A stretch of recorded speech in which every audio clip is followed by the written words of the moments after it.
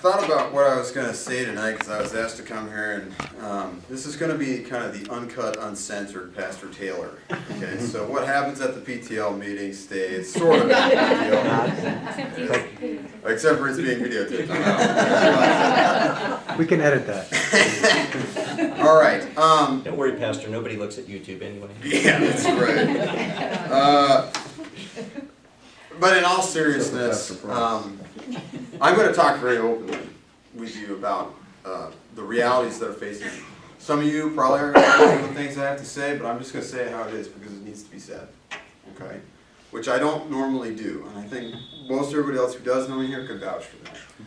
But I think the issue that we're speaking on tonight, particularly about the school, the high school here, deserves this level of seriousness because the decision about where your kid is going to go to high school is going to be one of the most important decisions you ever make. And if you think it won't be, you will find out later on that it will be. And I can testify to that. How many of you have kids right now that you're thinking about where you want them to go to high school? Raise your hand.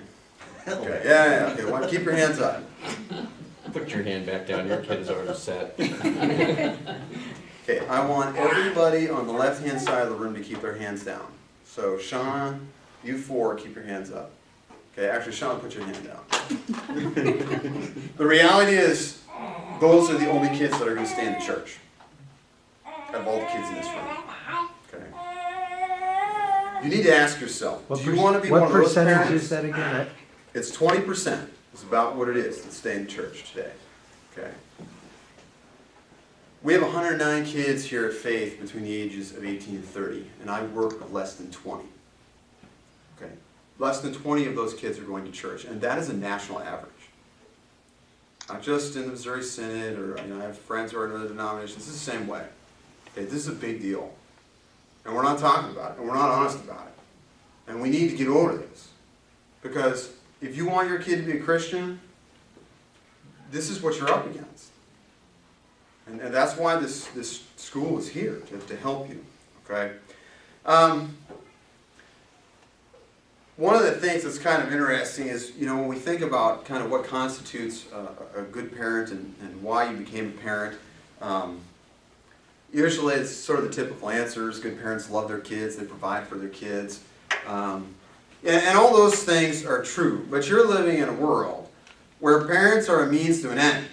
Okay, you are a bank account in the way that parents are seen culturally. You are a taxi driver. You are about entertaining your kid's life. That's sadly the way that American culture views parenthood. And that has to change. You have to change. Because if you don't, you will be just like the world. And that will not be a part of a healthy church and a healthy school. And it's time for that to change. And it starts with you. That's why you're all here tonight. Because you care. Okay? When I kind of look around, at kind of the modern family, I think a lot of parents, they kind of know this, but they have trouble putting words to it. And this is an opportunity for you to begin, again, putting words to the education of your child and putting structure to that intentionally. Okay, about how not only you are going to live as a parent towards your child, but how you want your child to live. Because that starts now. All right, so if you live differently, and that does not mean not being a part of it, but if you live differently, your kids will live differently. You know what?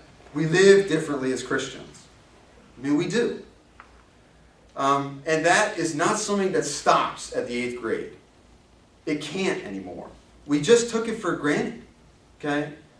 But if we do that, I can probably tell you what's going to happen to your kids. Or I can tell you, again, it's a matter of probability. Because it's happening all over all the churches. And it's sad, but it's real. Okay, the next issue I kind of want to deal with is the purpose of school. What is the purpose of school? Right? Why are you here?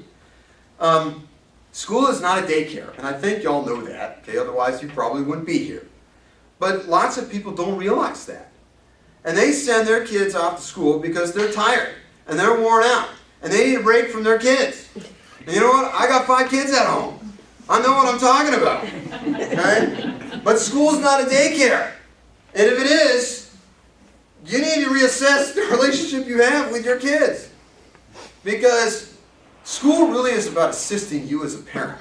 God has given you your child to raise in the things of the world and in the things of the church. And these teachers and this school is here to help you do that.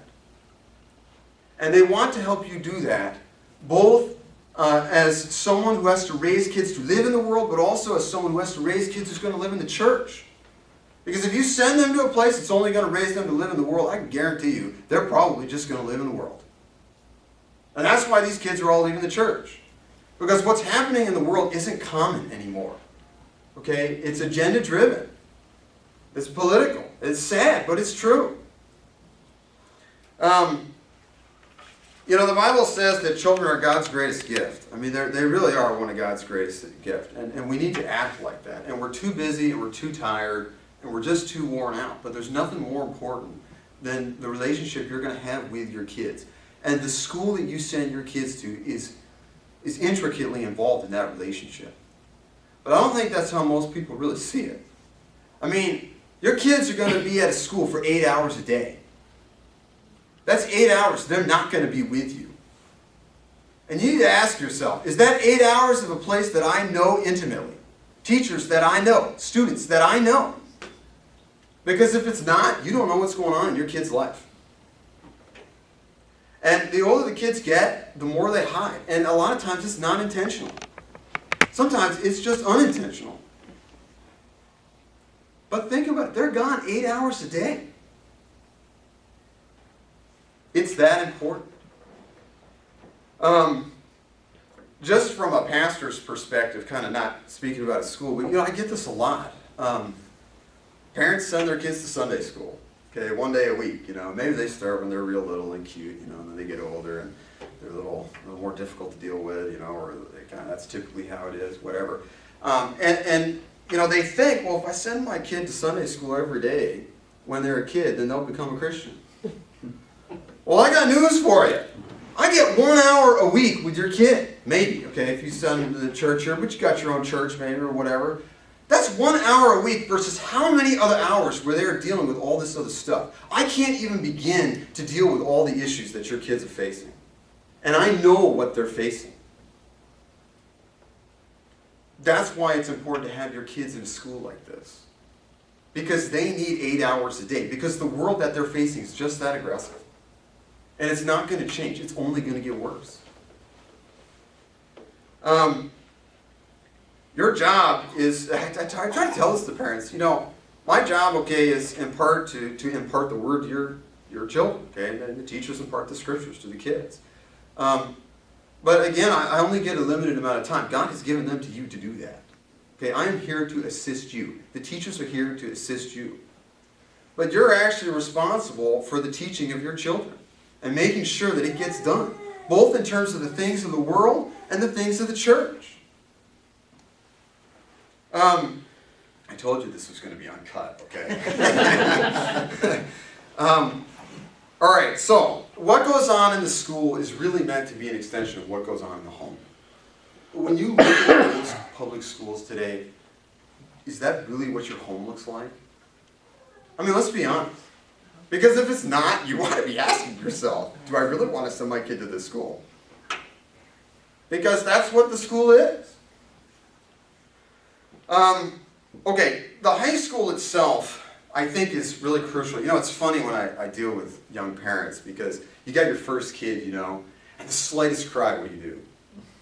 Oh, you get out of bed, man. You're like there. You're ready. Is everything all right? Oh, yeah, I got to go and check on my kid. Then they get a little bit older, and you start putting those things, the outlets in the wall, and you're just everything. You're just baby-proof at house. You got like foam on the furniture practically. You're just that concerned. And because we recognize little kids can hurt themselves. I mean, they can get themselves into real trouble real fast. What I am amazed about is that for some reason, parents think that they don't need to think of their kids the same way when they're like 14 to 18. Now, I recognize one of the jobs and responsibilities we have as parents is to slowly hand over the responsibility to our children. Because you are raising your kids, or at least you should be raising your kids to be godly adults. Responsible. They need to be in control of their whole life by the time they leave home. That's what you're doing. That's the kind of kids I hope that you're raising. And I believe that it is, because you're here. But it's very interesting that when they go off to high school, we just sort of let the reins go completely. And all of a sudden, parents really don't know what's going on in their kids' life, although they think they do. And there's lots of stuff that's going on, that we're just not privy to. Okay, how do I know this? Well, I know this because I went through it. I did not go to a parochial school, elementary, middle school, high school. I was public school for all of those years. I had 2 years of public high school and then 3 years of secular private high school. I grew up in Vermont, which is, I think, arguably the most liberal place in the country.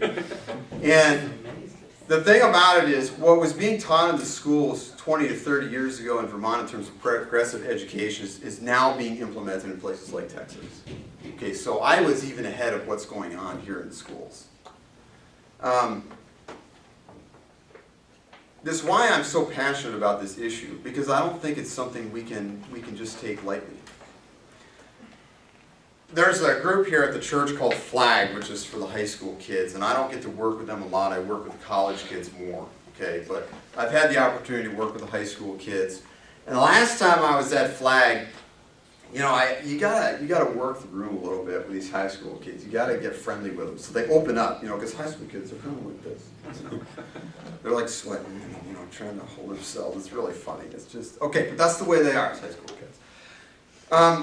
And at one point during the discussion, I basically just said, look, I know your friends are doing dope, okay? I know that's how it is. Your kids are smoking dope. Maybe some of them are even smoking dope with their parents. It was really funny. Half the room I get all these little smiles, because they know kind of that I know it's true. But they're not sure if I really know it's true, because they look at me, it's like a pastor. You don't know what that is? Okay? Well, what was really funny is the second time I kind of mentioned the same thing. I was like, look, I know your friends are doing this. And you know what? They started shaking their heads. And these aren't just people they know. Okay, these are their friends. And what would be really funny is I doubt half the parents even think that their close friends are doing dope. And that's not all they're doing. But I know that's what's going on. Because that's what was going on when I was a kid.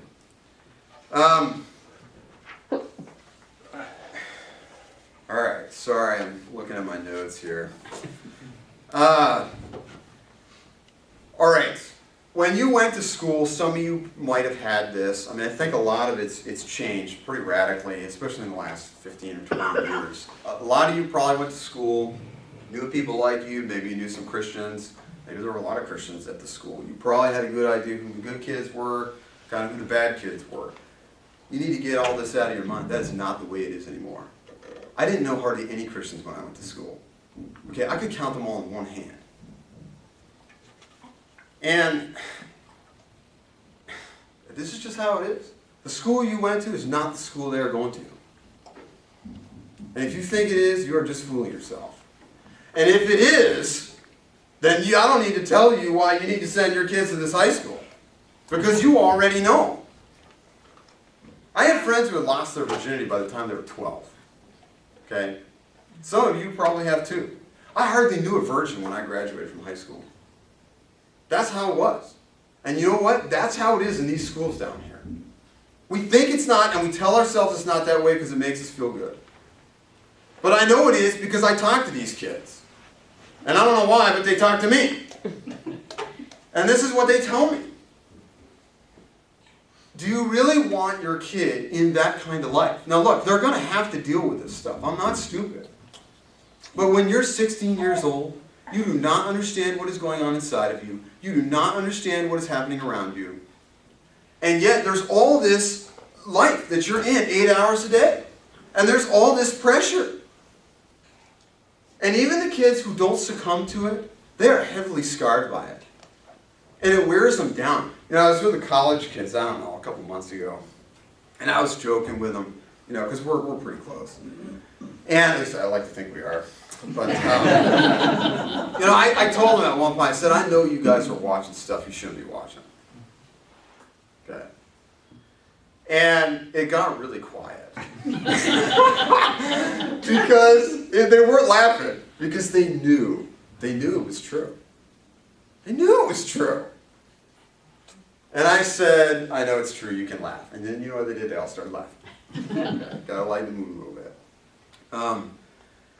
You know, I could sit here and talk about all the great things that these kids are going to learn, the classical education, but from my own personal experience, from what I see working with youth, from what I see working with college kids, in the back of your mind, you need to know this is the way it is.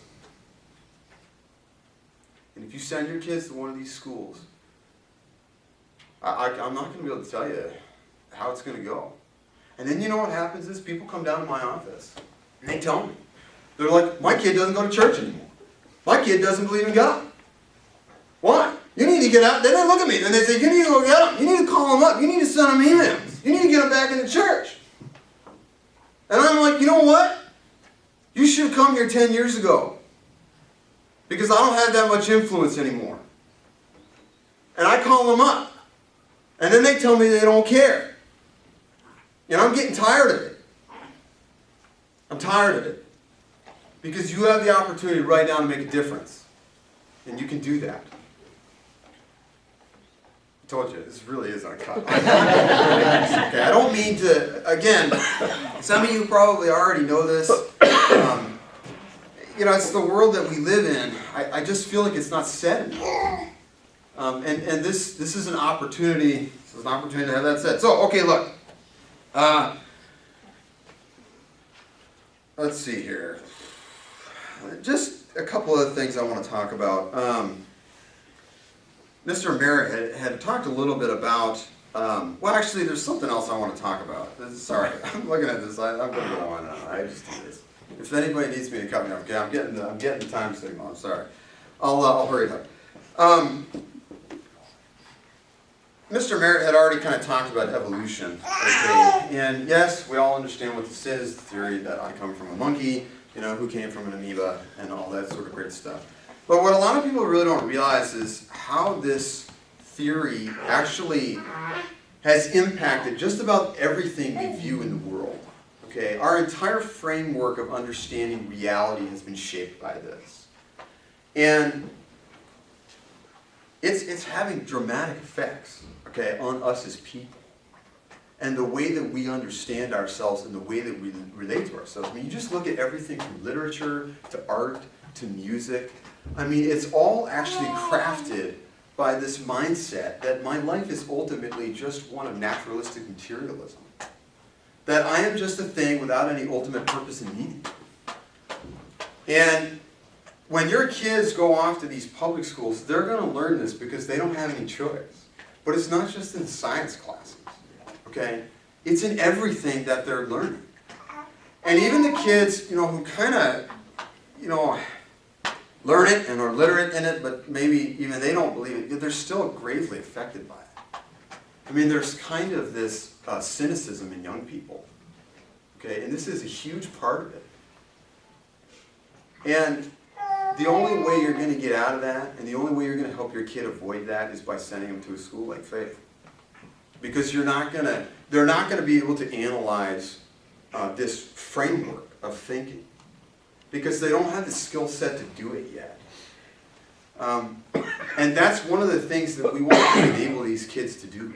Okay, is to actually be able to see their life within these various frameworks, and to understand how they are to think about themselves, but also the way that others are depicting them. And I could go on and on about that. I won't, because I know we're sensitive on time. But there you go. All right, the last thing here, I'm getting to the end. I think the years 14 to 18 are really some of the most crucial in the lives of people, in their whole life. Because in a way you have the most internal changes taking place. In fact, I would say there's probably no greater change in a person's life except being in the womb. I mean, when you think about just anatomically what happens in the womb versus what's happening when a kid is going from about 13 to 18, it's really profound. And these kids don't understand it. And, you know, when they go into these public schools and stuff, they're kind of inundated with this sort of mirror about how they're supposed to see themselves. And I was with the flag group again, and I told them, I said, you know, modesty is a really good thing. And I asked them if they could describe what modesty was. Of course, they couldn't. And most of the kids in the public schools couldn't. Some of the kids from the high school could. I said, you know, modesty is really a good thing. Being embarrassed about these things is actually a good thing because embarrassment is like a defense, a healthy defense. Because if you're not embarrassed about these things, what's going to happen is you're probably going to put yourself in all kinds of situations that you shouldn't be in. And you go into these health classes, you know, like the ones that I took, and it is unbelievable the stuff that they're teaching in there. I mean, it's just bad. Okay? And I looked at it, and you know what? I could just see the girls' faces in the room. Like, how do you even know this? How do you know what's being taught in these classes? How do you know what I am feeling? Okay, as like the boundaries, you know, we have like the safe zone around us. Okay, they're like being squished on these people. Because of these frameworks and these worldviews. And again, because it is not a place where the godly life is encouraged. Okay? It's a very different kind of view towards life. So that's what's going on. Now, also, it's also cognitively a really interesting time for young people because they're shaping themselves in a way. And the way especially they see themselves in life. And the things that happen to them between 14 and 18 really are going to shape them for the rest of their life. You know, sometimes I get people and they say, well, if I don't send my kid to a public school, when are they going to be exposed to stuff? And I want to ask them, when are they not exposed to stuff? I mean, really? When are you not exposed to stuff? Yeah, it's everywhere, okay? The reality is, for these kids, they can't get away from it. They're exhausted by it, and it's wearing them down. And they're getting burned out, and they're giving up. Okay? Your job as parents is to help them through this time. And they need you in those years, maybe more than any other years, because the world is far more aggressive towards them. Because it has them for 8 hours a day. You want to assist yourself as you assist your kids, because really the goal is that by the time they're ready to leave home, you don't have to worry about what they're going to do. Okay? You don't have to worry about the way that they think, because you have slowly been able to release that to them in such a way where they have been shaped as a godly person. Now look, I can't promise, even if you do this with your kids, you know, that they'll turn out Christian. But I can tell you that when they go off to college, yeah, they're going to see a lot of stuff maybe they haven't seen before. But you know what? They're going to understand, hopefully, what they're seeing.